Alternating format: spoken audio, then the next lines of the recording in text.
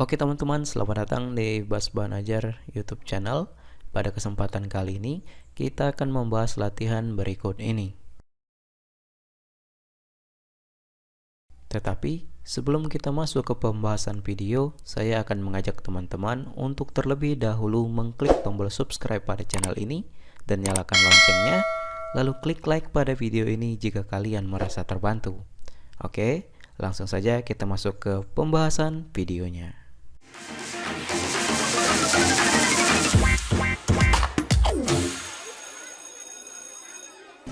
Oke teman-teman, di video kali ini kita akan membahas kunci jawaban IPS kelas 10 halaman 303 rekomendasi proyek kurikulum merdeka.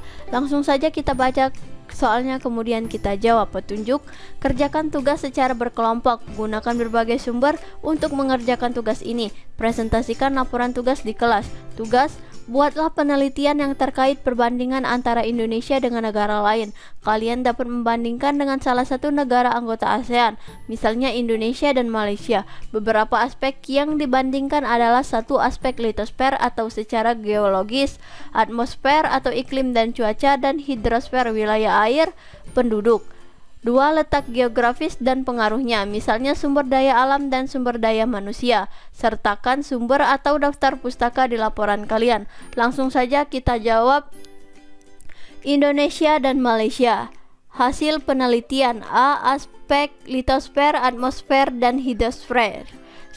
Litosfer.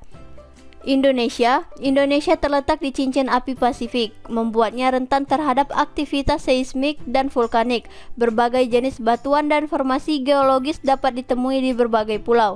Malaysia memiliki lapisan batuan sedimen yang dominan di semenanjung Malaysia dan formasi batuan granit di wilayah Sabah dan Sarawak.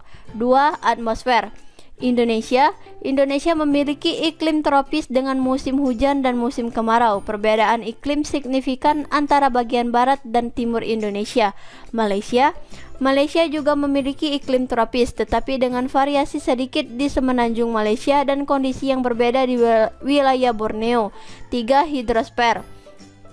Indonesia terdapat banyak sungai dan danau di Indonesia, wilayah maritim yang luas dengan sejumlah pulau besar. Malaysia memiliki sungai besar dan danau, serta memiliki pantai yang panjang di semenanjung Malaysia dan wilayah pantai di Sabah dan Sarawak. Penduduk.